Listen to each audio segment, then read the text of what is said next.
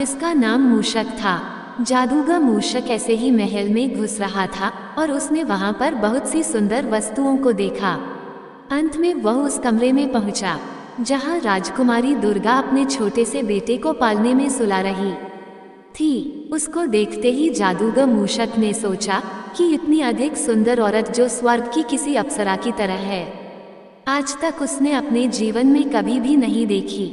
राजकुमारी दुर्गा को देखकर जादूगर उस पर अत्यधिक मोहित हो गया और सीधा उसके पास चला गया।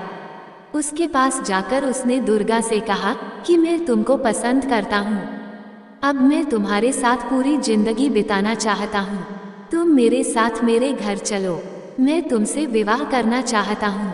राजकुमारी दुर्गा अपने कमरे में इस प्रकार एक अनजान व्यक्ति को देखकर हैरान थी। ऊपर से वह व्यक्ति उसे इस प्रकार विवाह करने की बात कर रहा था। राजकुमारी दुर्गा ने कहा, मैं शादीशुदा हूँ, मेरा पति है। मुझे डर है कि उसकी मृत्यु हो चुकी है, फिर भी मेरा ये छोटा सा बेटा है जिसके लिए मैं निश्चित रूप से यही रहूंगी और इसका पालन पोषण करूंगी। दुनिया में जीने के लिए मुझे पति के अलावा मुझे अपने बेटे के सहारे की जरूरत है जो मेरे पास है। मैं इसे छोड़कर कहीं भी नहीं जाऊंगी और न ही मुझे कोई और चीज की जरूरत है। अब उस जादूगर ने उसे बहुत से लोभ लालच दिए, लेकिन राजकुमारी दुर्गा जादूगर की बात में नहीं आई और उसने कहा कि मैं इसके पिता को तलाश करूंगी, इसका पिता जरूर मिलेगा। लेकिन वह जादूगर ना सुनने का बिल्कुल भी आदी नहीं था। उसे बहुत ही गुस्सा आया कि यह राजकुमारी मेरे साथ विवाह करने के लिए राजी नहीं हो रही है। तो उसने उस राजकुमारी को बहुत बार समझाने की कोशिश की, लेकिन दुर्गा ने क्रोधित होकर मूषक जादूगर को वहां से जाने के लिए कह दिया।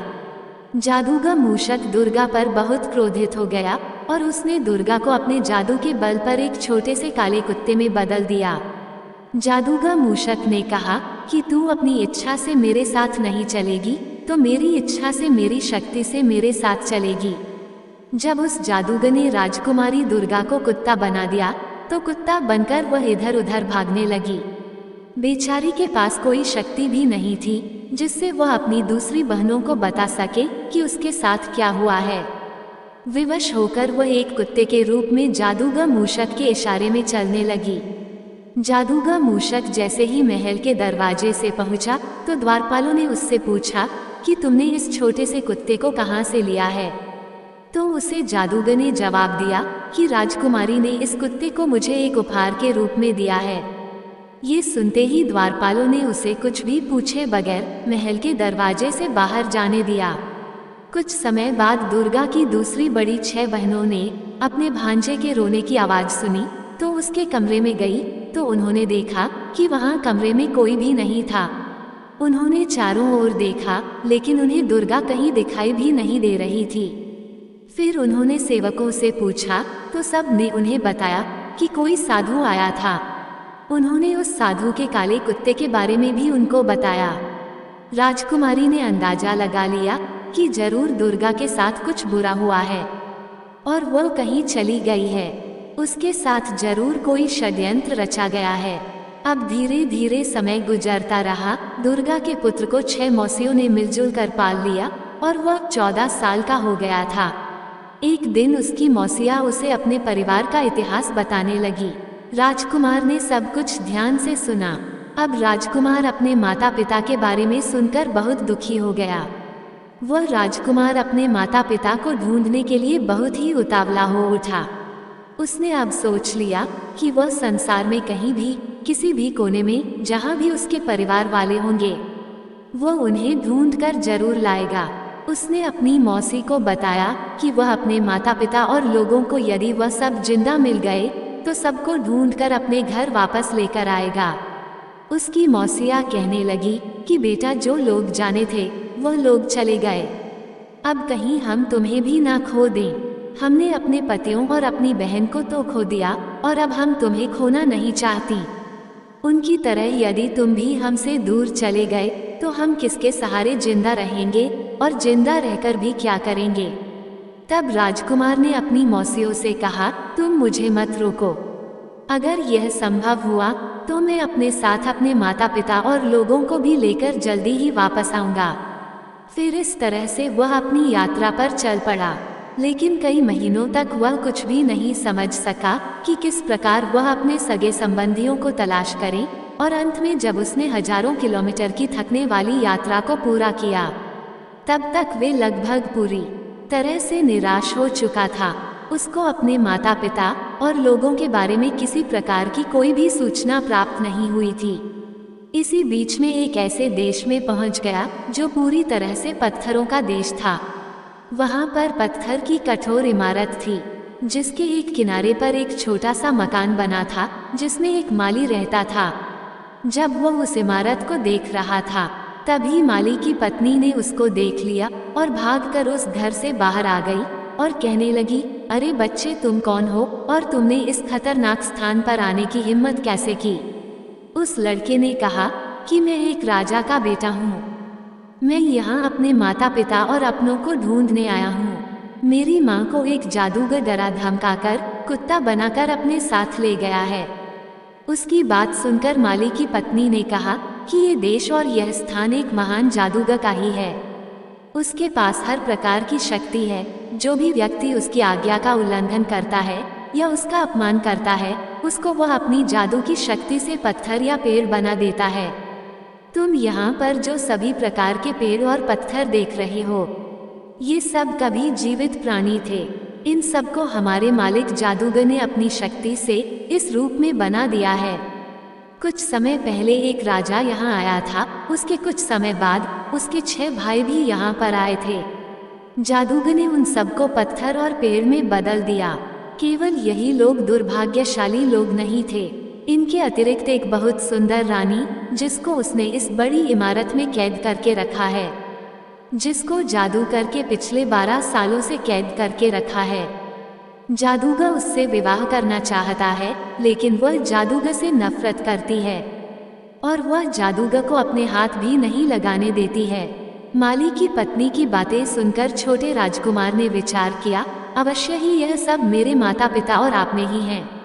आखिरकार अंत में मैंने उन सबको खोज ही लिया। इसके लिए मैं इतने समय से भटक रहा था। इसके बाद उसने अपनी कहानी उस माली की पत्नी को बताई और उससे प्रार्थना की कि वह उसकी सहायता करे। उसने उस माली की पत्नी से कहा कि वह उसे उन बेकसूर और लाचार लोगों के बारे में और अधिक जानकारी दे। उसने माली की पत्नी से विनती की कि वह उन बेकसूर लोगों को उस जादूगर से बचाने में उसकी मदद करें। माली की पत्नी ने उसकी बात सुनकर उसका साथ देने के लिए उससे वादा कर दिया। उसने सोचा कि हो सकता है कि इसकी मदद करके हम भी इस जादूगर से बच जाए, क्योंकि वह भी उनके जुल्मों के शिकार थे। इसलिए उसने उस लड़के का साथ देने के लिए हामी भर ली।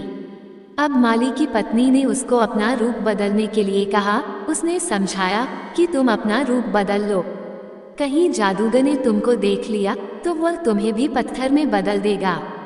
राजकुमार तैयार हो गया और माली की पत्नी ने उस राजकुमार को अपनी एक धोती पहना दी और उसे बता दिया कि आज से तुम सबकी नजरों में मेरी पुत्री हो।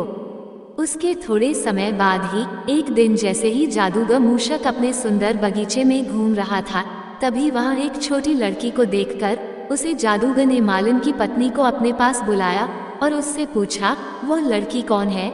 तो माली की पत्नी ने कहा कि वह उसकी पुत्री है। इस तरह से जादूगर और राजकुमार की पहली मुलाकात हुई। राजकुमार एक लड़की के भेष में जादूगर से अपनी पहचान छुपाकर मिलता है और जादूगर उसको देखकर उससे कहता है कि तुम बहुत ही सुंदर हो। कल तुम वहां बड़ी इमारत में रहने वाली सुंदर औरत के लिए मेरा पहला उपहार लेकर जाओगी। जादूगर की बात सुनकर छोटा राजकुमार बहुत खुश हो गया कि कल वह अपनी माँ के लिए कोई उपहार लेकर जाएगा। जादूगर से मिलने के बाद वह तुरंत माली की पत्नी के पास गया और इस बारे में उसने उसको बताया और विचार विमर्श करने के बाद उसने निश्चय किया कि वह इसी भेष में रहेगा, क्योंकि इस भेष में उसको कोई पहचान नहीं सकता। उसने निर्णय लिया कि उचित अवसर आने पर वह अपनी माँ को छुड़ा लाएगा। जब दुर्गा की शादी राजकुमार के साथ हुई थी तो राजकुमार ने उसको एक छोटी सी अंगूठी दी थी जिस पर उसका नाम लिखा हुआ था। उस अंगूठी को दुर्गा ने तब अपने पुत्र की उंगली में पहना दिया। जब उसका पुत्र बहुत छोटा सा बच्चा था जब उसका पुत्र समय के साथ बड़ा हुआ तो उसकी मौसियों ने उसे अंगूठी का आकार राजकुमार की उंगली के आकार का बनवाकर उसकी उंगली में पहना दिया। इस तरह से वह अंगूठी उस राजकुमार ने अपनी उंगली में अभी भी पहन रखी थी। माली की पत्नी ने राजकुमार को बोला कि तुम इसे गुलदस्ते में छुपा कर रख दो, जिसे देखकर तुम्हारी माँ तुम्हें पहचान जाए, और कहा कि यह सब शीघ्र यथाशीघ्र बिना किसी समस्या के, बिना किसी कठिनाई के संभव नहीं होगा, क्योंकि एक दरबार हमेशा बेचारी राजकुमारी दुर्गा के ऊपर नजर रखता था। कैद में होने के कारण उसकी हर समय शक्ति से निगरानी रखी जाती थी।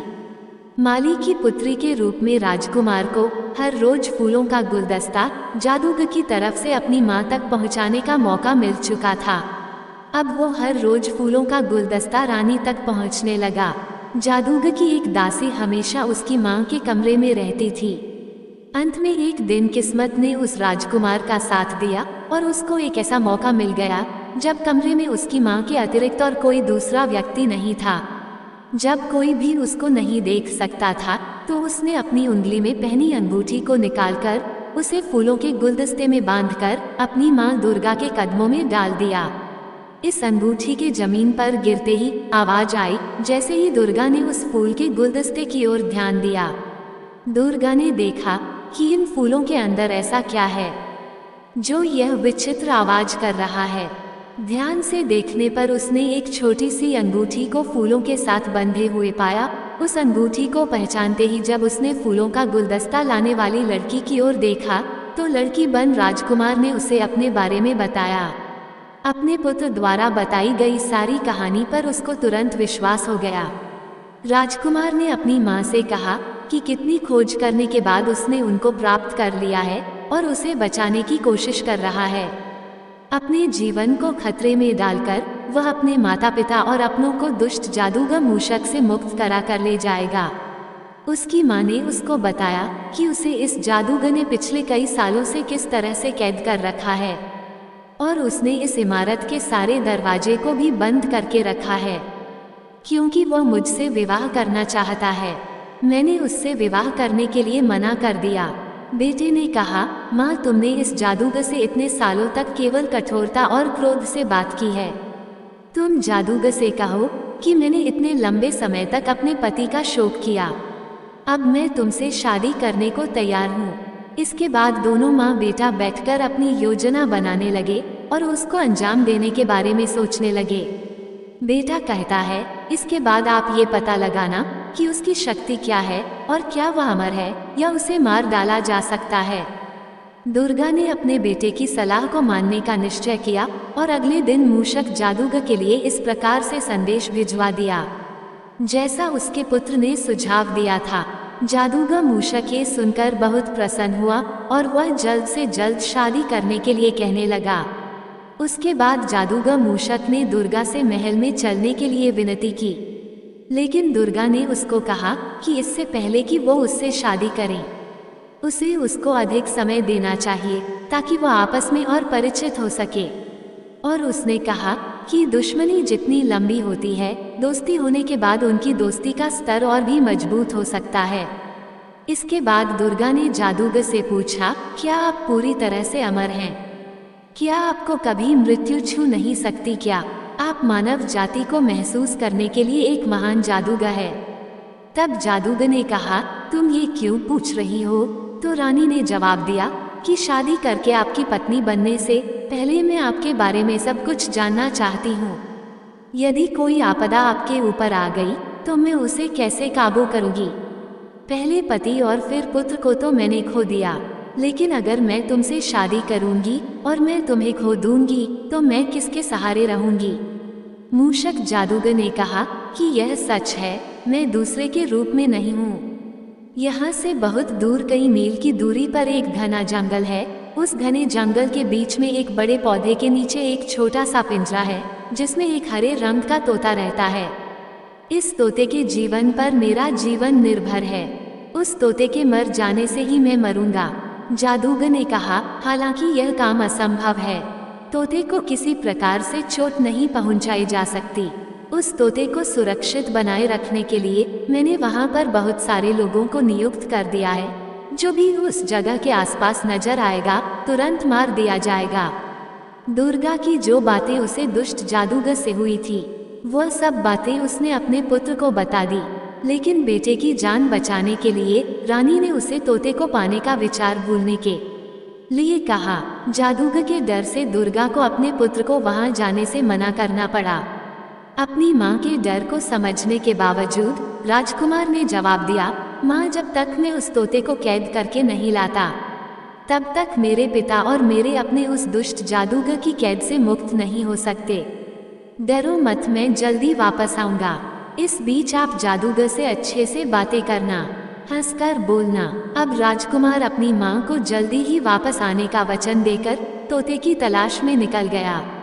थकाने वाली कई मील की लंबी यात्रा के बाद आखिर में राजकुमार एक बहुत बड़े और घने जंगल में पहुंच गया। जब वह पहुंचा तब तक लंबे समय में लगातार चलते रहने के कारण वह बुरी तरह से थक चुका था। वहां जंगल में वह एक बहुत ही बड़े पेड़ के नीचे आराम करने लगा और कुछ ही समय में ठंडी हवा चलने के कारण उसको नींद आ गई। अब राजकुमार ने वहां पर देखा कि पास में दो दानव बड़े आराम से सो रहे हैं और उनके पास भी एक बड़े पेड़ पर एक तोते का पिंजरा है। इसके बाद राजकुमार ने चुपके से उस तोते के पिंजरे को उठा लिया।